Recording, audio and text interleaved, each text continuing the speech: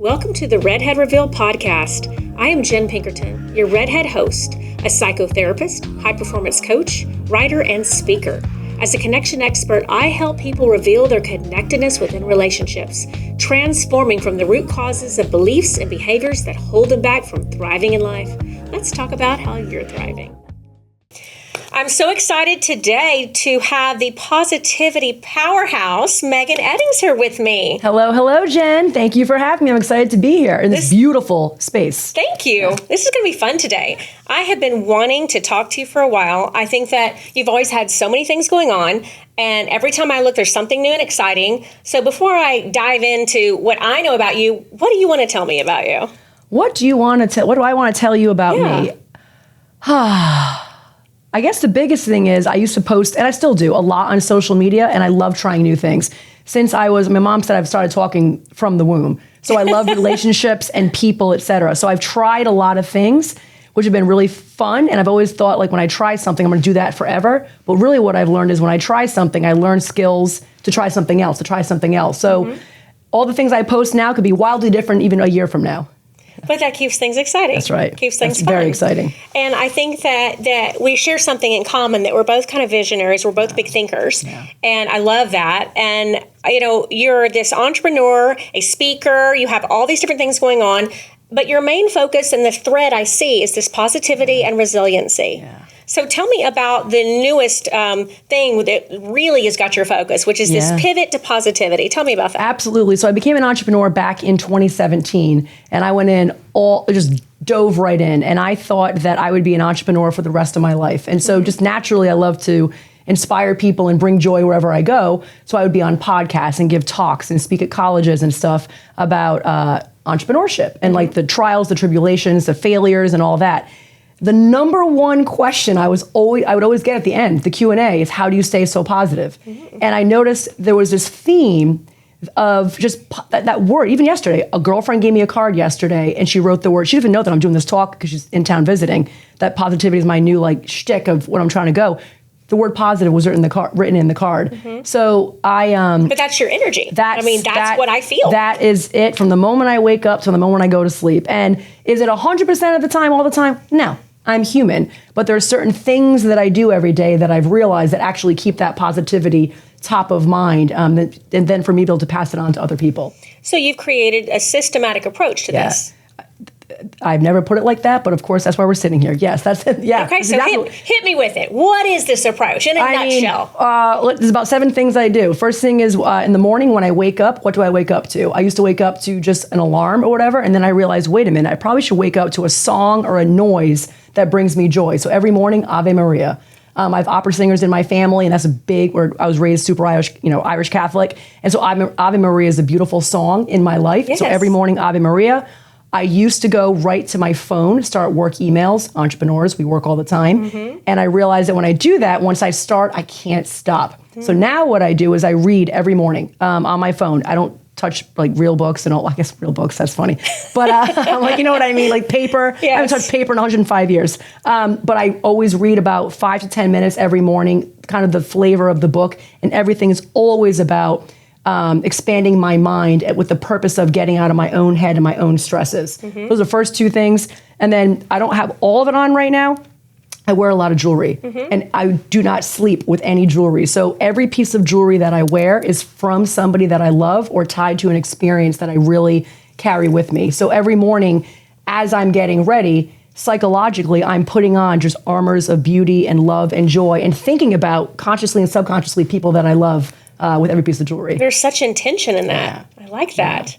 Yeah. Those are some really great things. I obviously have a little work to do because I wake up to a deafening alarm sound that jars every sense of it probably takes my nervous system off wire. I just got sweaty palms hearing that. Yeah, I'm definitely I need to learn for that too.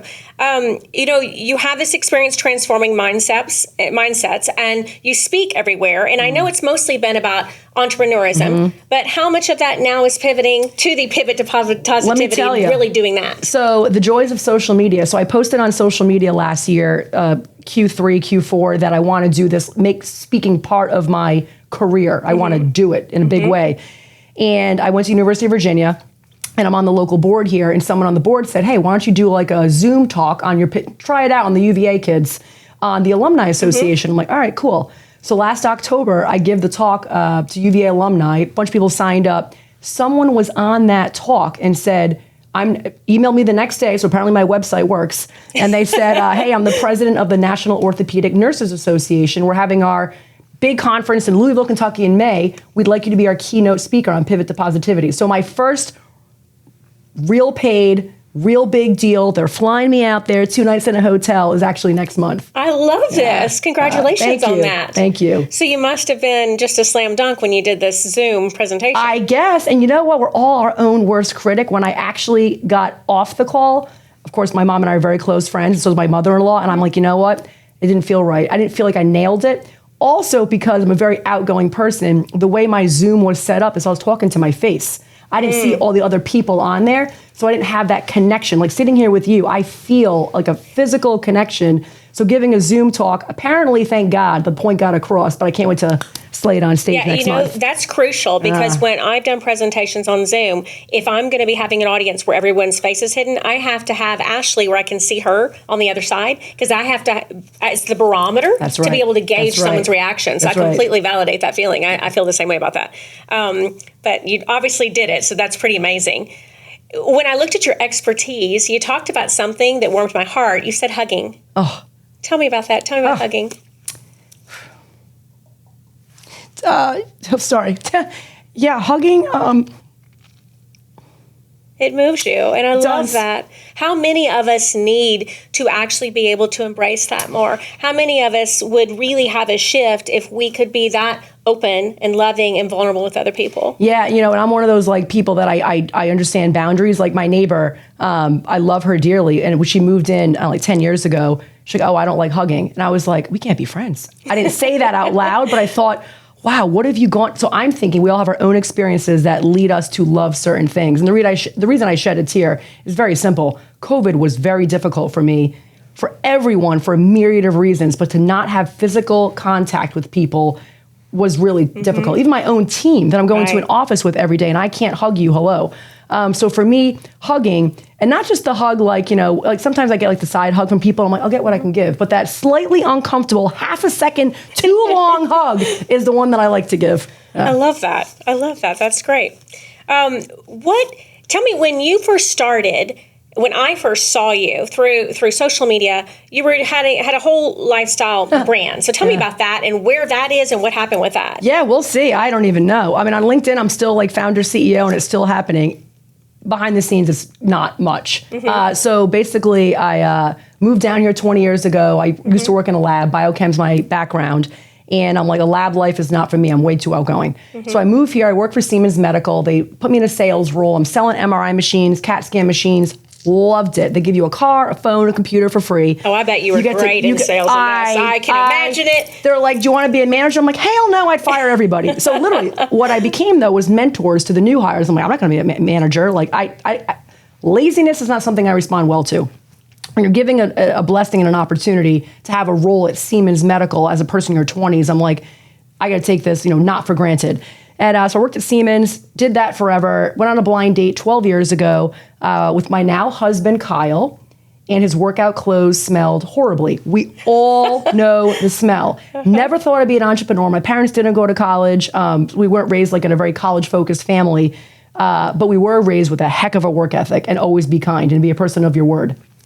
And so his workout clothes stunk, and it literally drove me nuts that I'm selling like $3 million MRI machines to MD Anderson like it's no big deal, and we can't even go for a workout and not smell badly. And the smell really came to a feeling of confidence. And so, long story short, I don't know where I got the cojones, but I said, I'm going to invent a fabric, and I'm wearing it right now. You sweat as much as you want. It won't smell, and Lululemon will probably license it in a year, and then here we go, we're off to the races. Obviously, that didn't happen. It took about 3 years to invent it. And what I've realized on this journey is that I do not want to be an apparel company. I don't want to be a B2C. That's not what I want to do.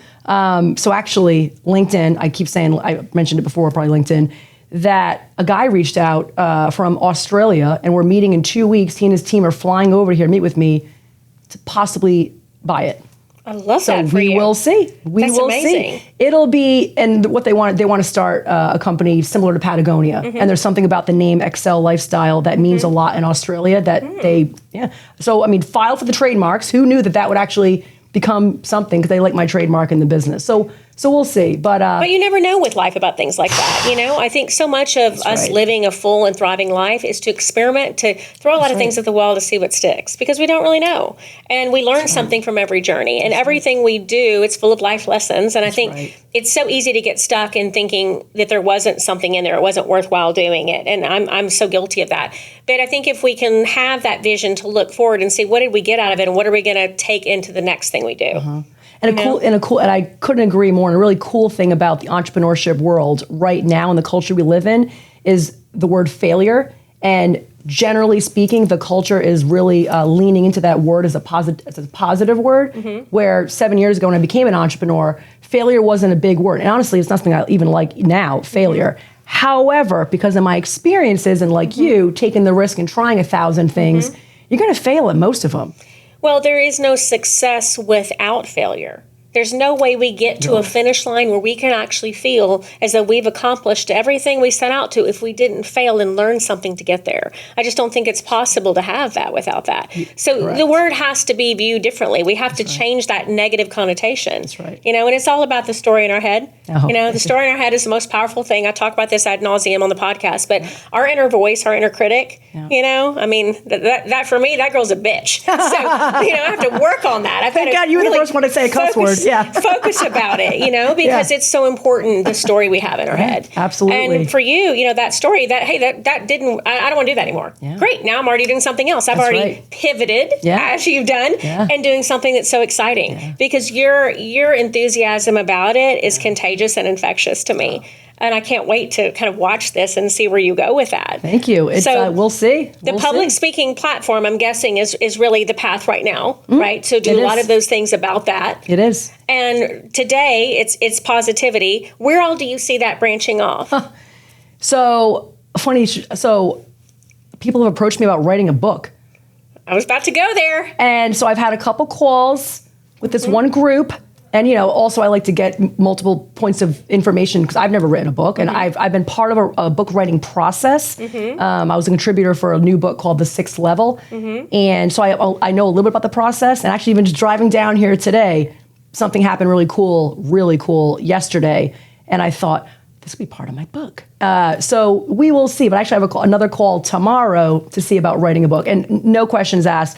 The purpose of the book would be called The Pivot to Positivity, and I'm sure there'll be a baller subtitle that someone else that's great with words will come up with, but it'll just be stories throughout my life that are very, very relatable, and how I chose, maybe not at that instance, but eventually I turned to positivity to get me out on the other side of it to try something new. I love that, and I can't wait to read it because I know you'll do it.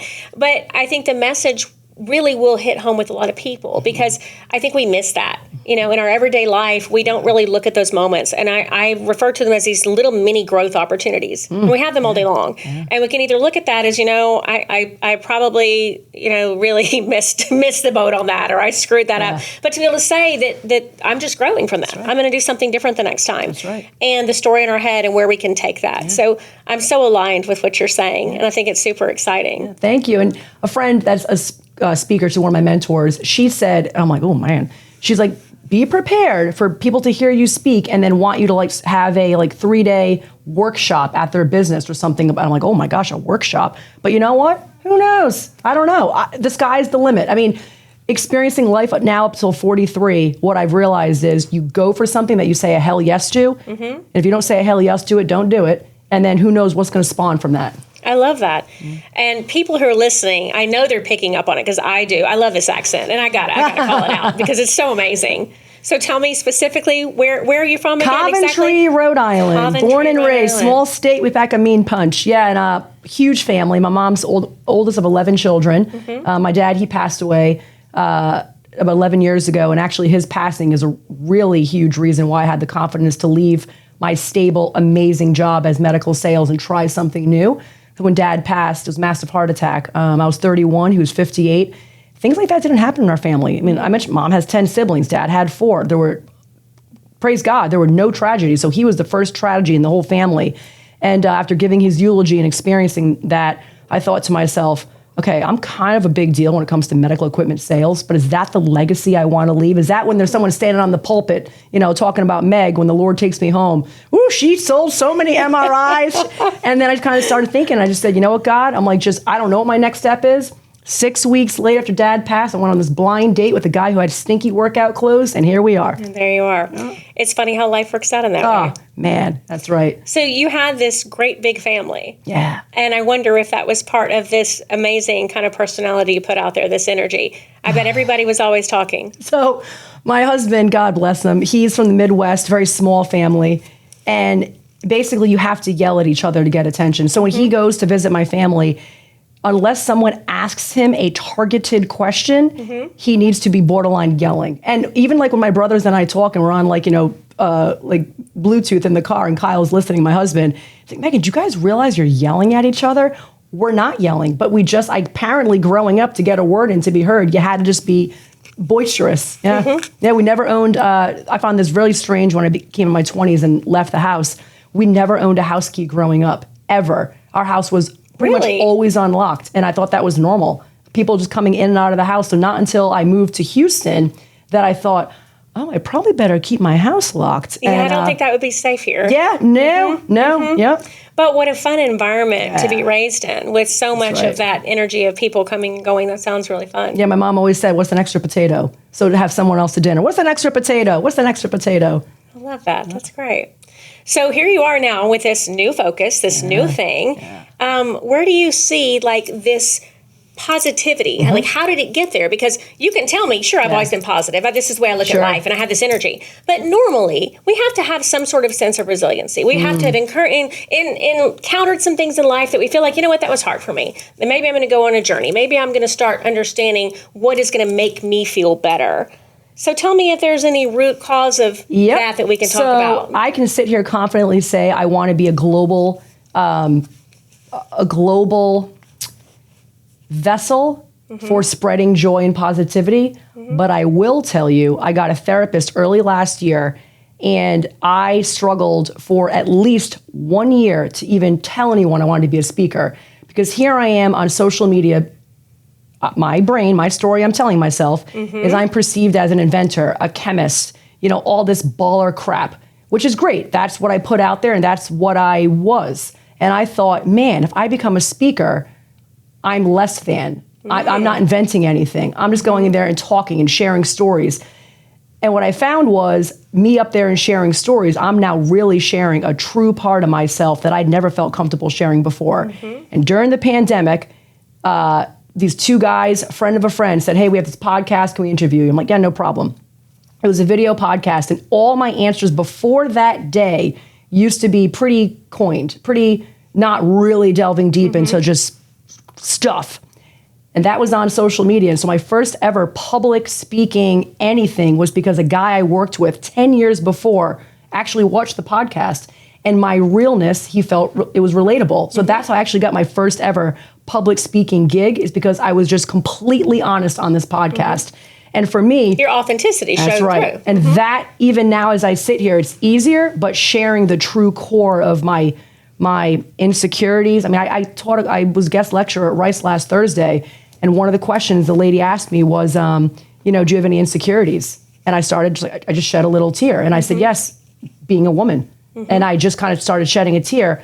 The droves of women that came up to me after that and have slid into my LinkedIn that were students in that class that felt seen, heard, and valued by me sharing that, I thought, well, this is just my experience, but everyone has this experience, and or experiences like it, we just want them to feel, seen, heard, and valued. And oftentimes that vulnerability leads to the validation that we've all been needing.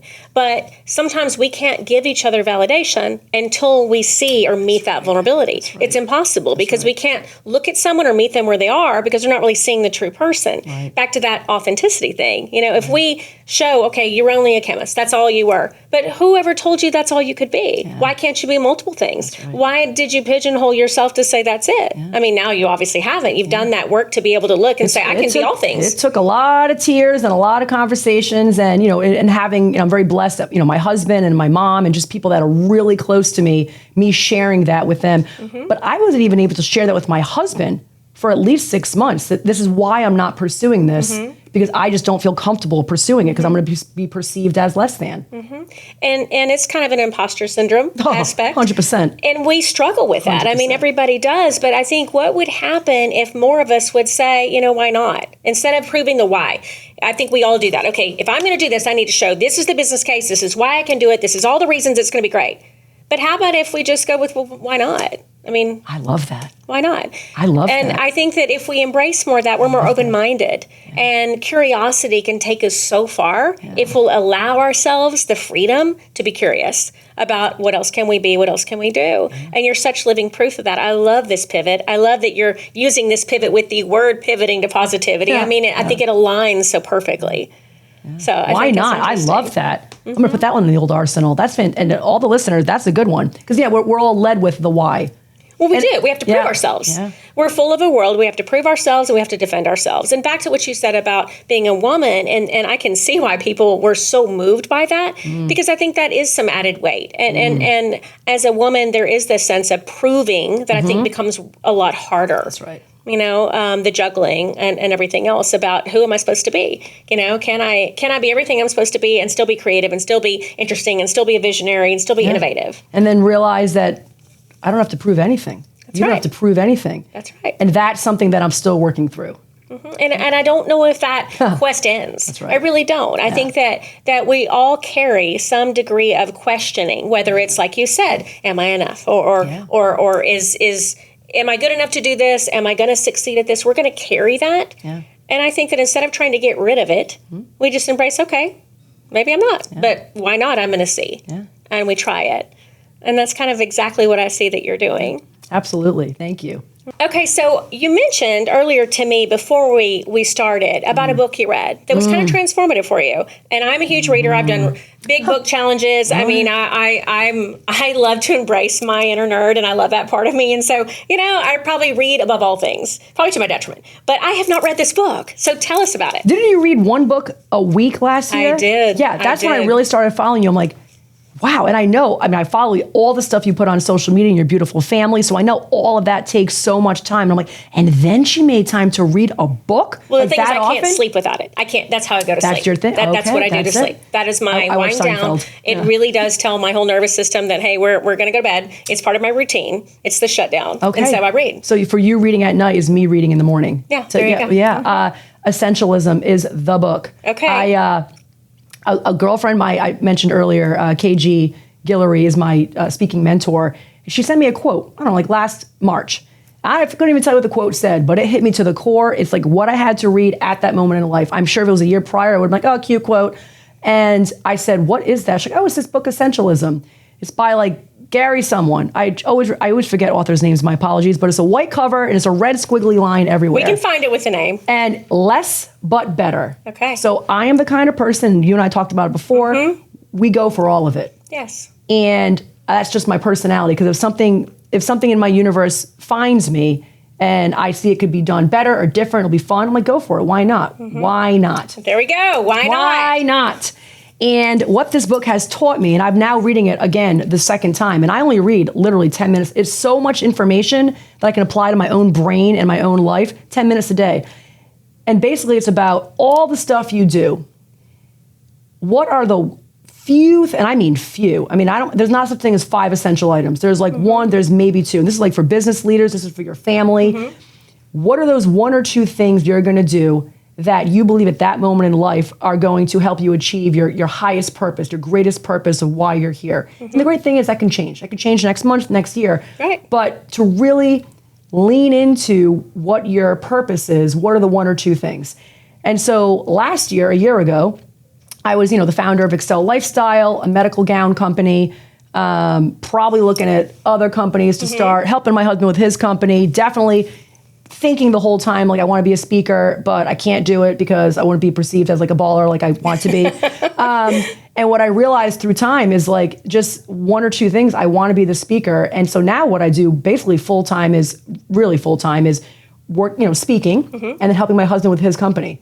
and which I've immensely enjoyed. So the book is literally just less but better, and it just makes it's easy reading. I'm not good at.